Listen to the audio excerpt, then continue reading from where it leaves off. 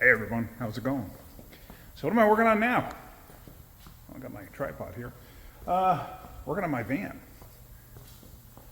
The Misfire, remember you can see the spark jumping around? Well, I was driving it for a couple of days like that, and I left it parked here overnight at the shop.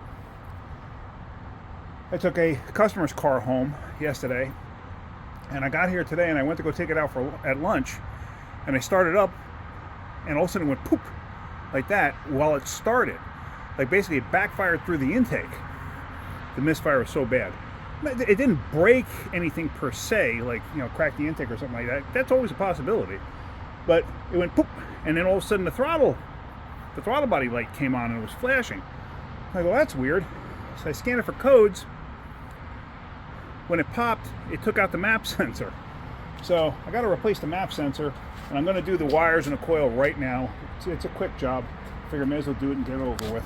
So basically it set a PO105 for the map sensor pressure low or something, some weird code like that. Basically it blew the diaphragm out in the map sensor is what I believe happened when it popped. I don't think it damaged anything else.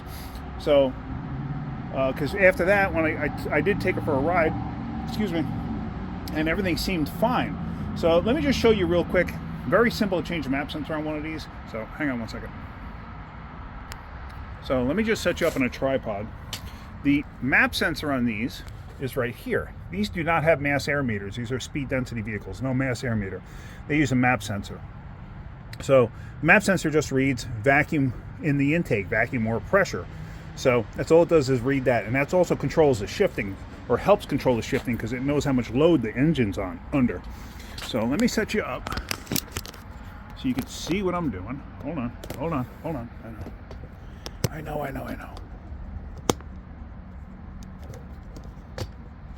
Okay, so let's see. So there's the map sensor right there. And I'll show you. I have the new one right here. Just picked it up from a parts store. So on this map sensor, you see how loose it is? That's normal. They kind of fit loose, but this is original one, so it's probably, the O-ring is probably a little bit dead. It has nothing to do with that. It's an actual code for a failure of the sensor. It's not like a vacuum leak or anything like that. So they're disconnected, and you twist these. Gets to a point, and it just pulls out. It's real simple. Here's the new one. You see it's got an O-ring on it. Push it down, get it in place, plug it in, lock it. Done. Completed. Finito. Alright, so now what we're going to do is we are going to replace the ignition coil and wires. Let me try to set you up in a better manner here so you can see what I'm about to do.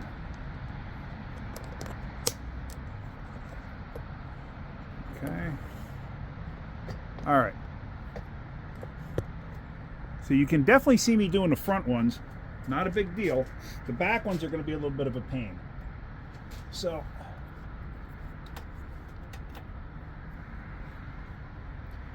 I like to use the wiring retainers because I like to keep the wires sort of in order and separated. The back one on these is a little bit of a nightmare. But anyway. So I'm just going to pull the wires off. This side is easy. It's basically 1, 2, 3, 1, 2, 3.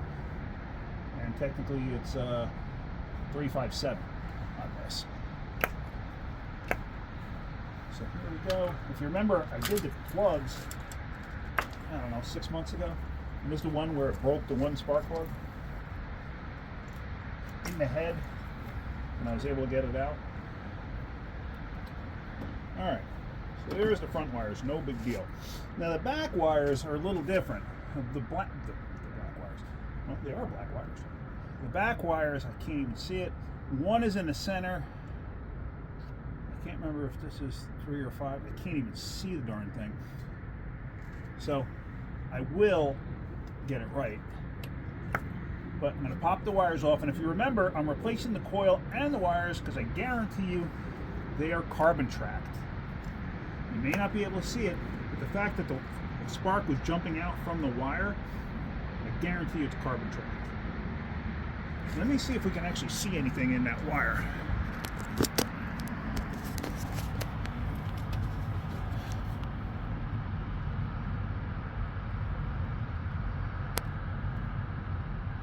There you go. You actually see that line right there? Yeah. See that line, like where my index finger is pointing on the inside there? That's carbon tracking. So, and if you look too, here's something interesting. See how these are like shiny? See how that one's discolored? Interesting. All right, let's get that coil off of there.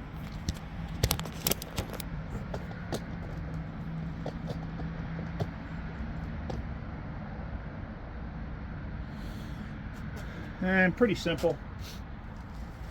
There's one plug here that has a lock on it. Push the lock, depress the tab, pull the connector off. Not a big deal. 10 millimeter. These studs may come out with the studs may come out with the nut. There's nuts on studs that hold this together, but that stuff has a tendency to rust. Not a big deal. And I've seen way too many of these where the stud actually comes off with the nut. Just like that. Not a big deal. I'm not concerned about it. I know a lot of people go crazy when I put stuff on top of the battery. Well, there you go again. Put stuff on top of the battery.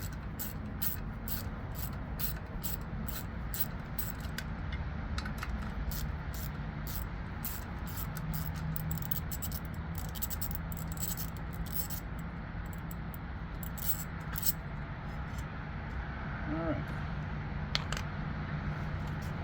So there, these are off.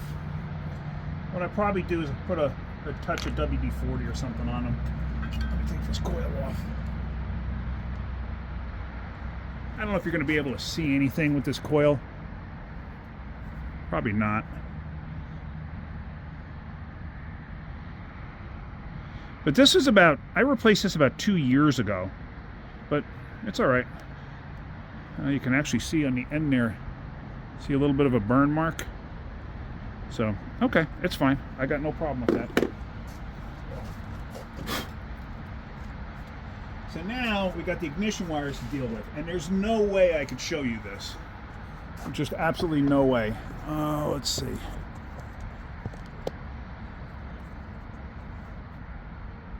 Basically, it's going to be me reaching to the back and pulling the boots off on the plugs. Luckily, like I said, I did the plugs not too long ago, so it shouldn't be too difficult. So they'll call me a liar now. One of them.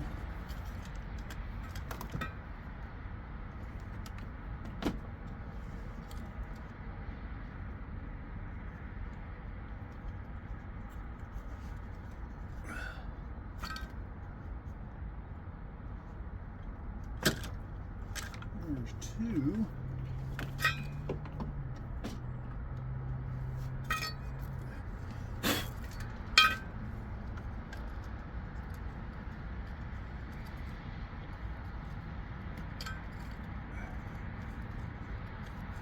I'm twisting the boot, but man, I tell you what, these things are locking onto the spark plugs. There we go.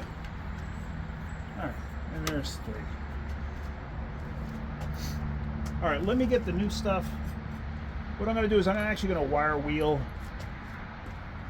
these studs a little bit. Hopefully you got to see everything I was doing. I'm going to wire wheel the bottoms of these, and I'm going to put a little bit of lube on them. So let me get all of that prepared, and let me get the new parts, and we'll start putting everything together. All right, I did go inexpensive on this for obvious reasons. I mean, the van's getting older, and well, here's the funny thing. I actually think that those were Duralast parts in there from before. But the reason I went inexpensive too is, at this point, how much longer is this van going to last? I really don't know. It's got 260,000 miles on it. I believe that those are Duralast parts in there from before, and they lasted 2 years, so okay.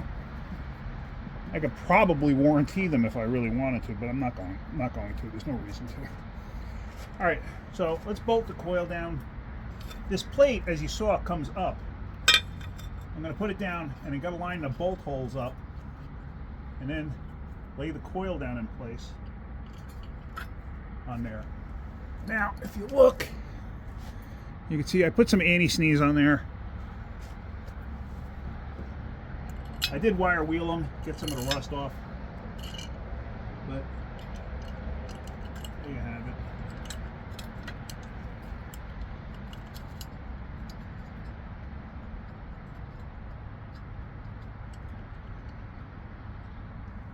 And as you can see, I'm just using a small quarter drive. It's nothing ridiculous here. I mean, I could get my power tools, but my toolbox is all the way at the other end of the shop, and I happen to have these on this end of the shop for something else that I was doing anyway. So, just going the easy way out, that's all.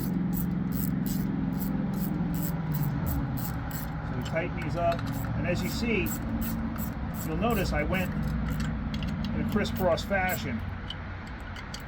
Don't just tighten one up and then tighten the other one up, because you can actually break the coil if you do that. So, let me dig out the wires. I never bothered to check the wires. I should have done that first.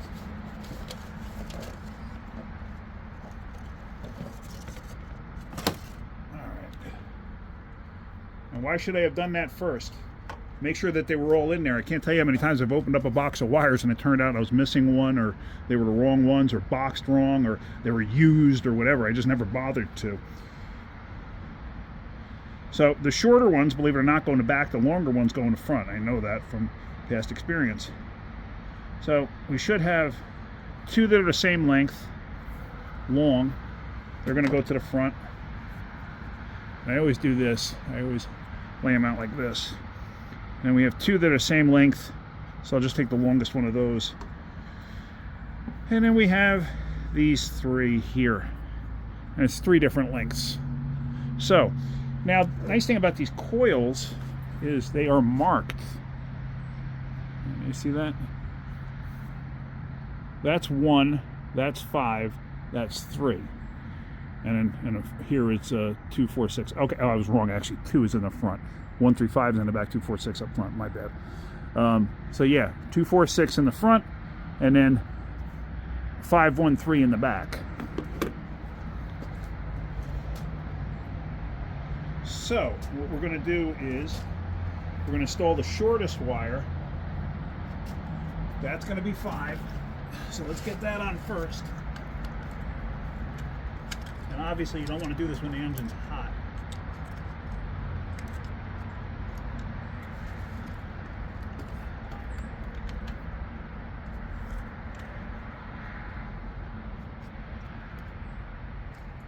And then push the wire down until you feel it click.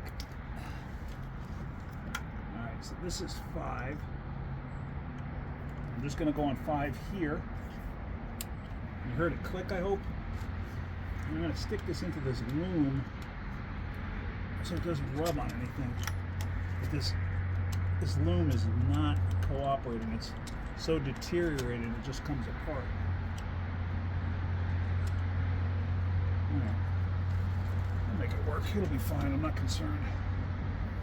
So now, the next longest one here is going to be 3. So we go to the middle spark plug in the back, and it's all by feel because you can't see anything.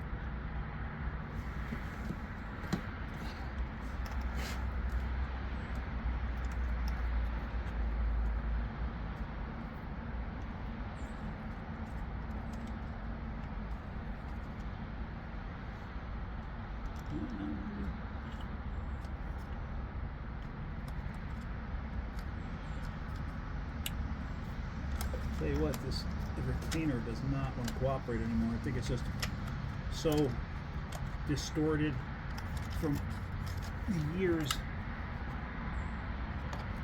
Yeah, it won't even hold the wires anymore. It's partially melted, partially broken too. And I got a funny feeling, yeah, I'm actually going to have to switch the wires around. I thought it would be in that order, but it's not. because the wires are actually not at the right length to do what I needed to do.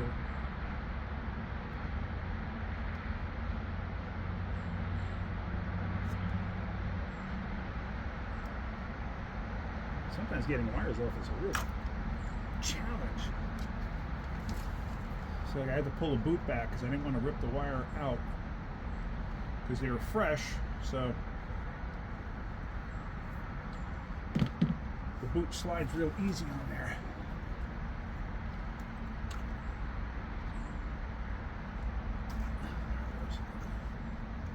So I gotta put this one here.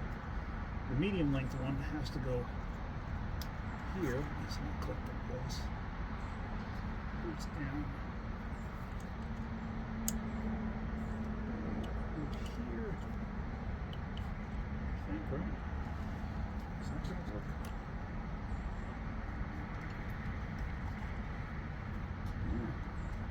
What the heck am I gonna do here? Maybe I'm completely wrong. Hold on a second. I'm trying to rush. I can get my butt home. So I'm doing this all wrong. Hold on. All right. What I'm actually going to do.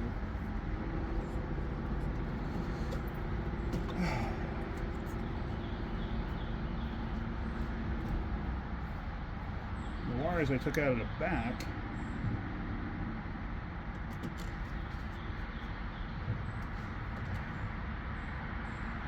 Let's see.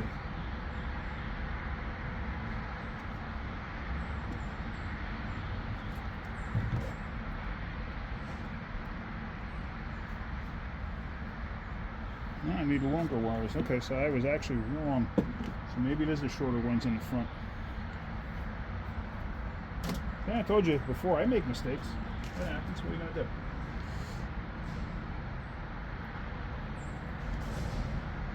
Yep, and that's exactly what it is. Okay.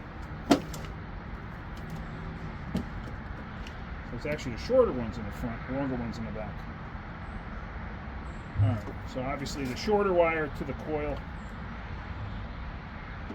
or the shorter wire closest to the coil, then the next shortest, and so on and so on and so forth. And she told two friends, and she told two friends, and so on, and so on, and so on. Some of you know what I'm talking about. Okay.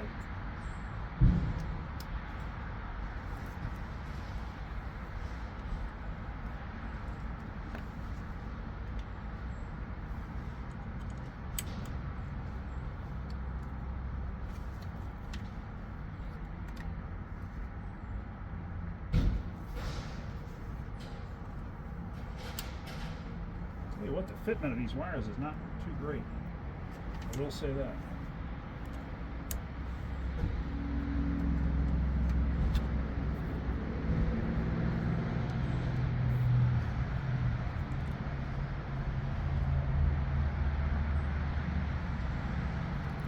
I'm really not happy with how these things fit, but I gotta get home. All right. Now to the back. Let's try this all over again. So the first one, like I said, it's all by feel. You can't see anything. All right. So it should be 5.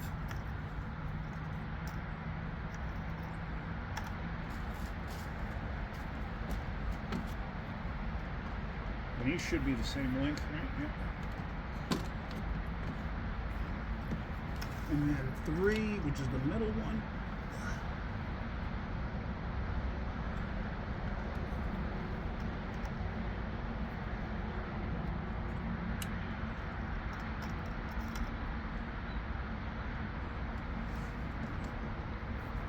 And then we want,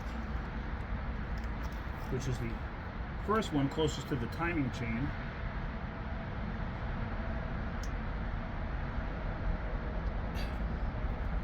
But it's the middle one on the coil.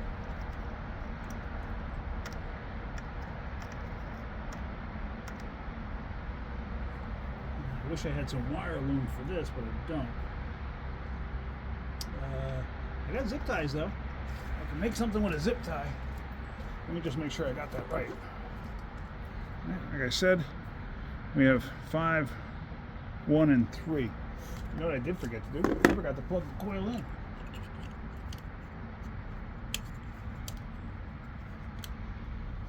All right, let me get some zip ties. Oh, and this, now that I think about it, this is not a Duralast part. These are actually from Advanced Automotive. So, this was their stuff. I bought this when I was up at my daughter's farm up in the country, and I think I actually made a video on it, if I'm not mistaken. I have to look back. It was like 2 years ago.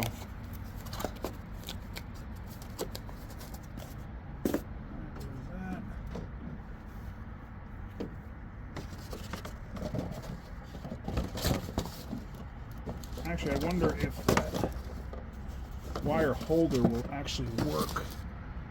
It's kind of beat up. It's burnt down here. And the retainers, how they hold in place, are all busted up.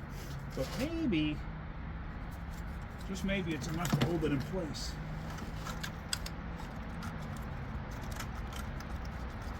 It fits on valve cover studs.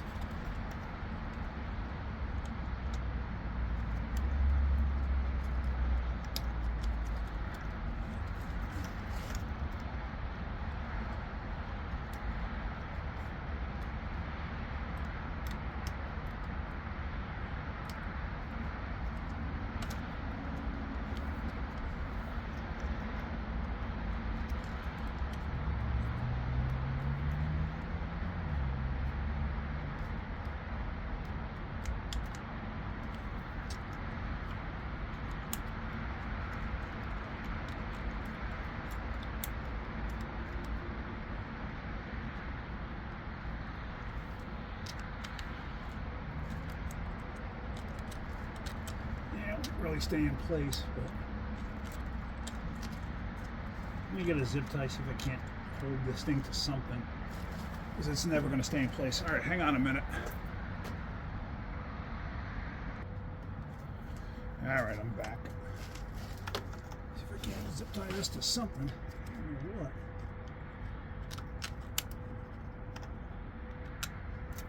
Could possibly zip tie this to.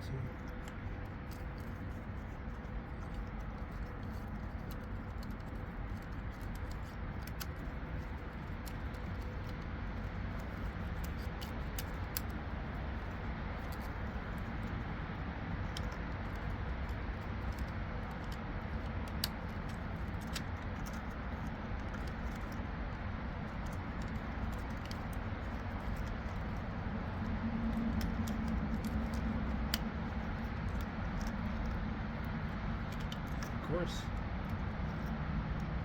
This zip tie is not long enough, but I can go around the intake runner. Let me go get a longer zip tie. I'll be right back. Okay, I'm back. All right. So let's try that again. So I can go around the intake runner. It'll probably work out fine. Just wrap it around that whole assembly that holds the wires in place.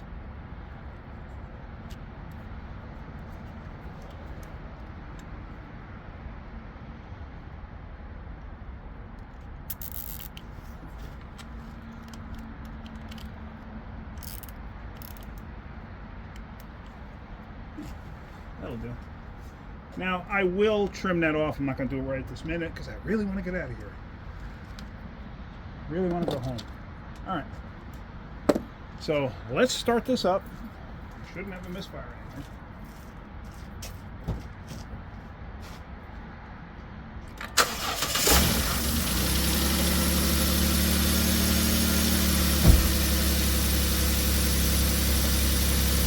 All right. She sounds good. Like I said, I'm not crazy about the fitment of these wires right here. They're very tight. They really shouldn't be that tight. But what are you going to do? I'm not going to mess with that right now. Not be of concern. I may return them and get a different set though. So like I said, just not crazy about that. But yeah, so let me shut this light off. And you can see I didn't get that wire all the way on. Let me get that wire all the way on. I don't want to do it while it's running. Because knowing my luck, I'll zap myself. If you never zapped yourself with an ignition coil, you're missing out. Alright, so very surprised I did that, but you know, like I said, I make mistakes. I'm just pulling the boots, making sure everything's where it needs to be. Okay, good with that. Let's start it back up.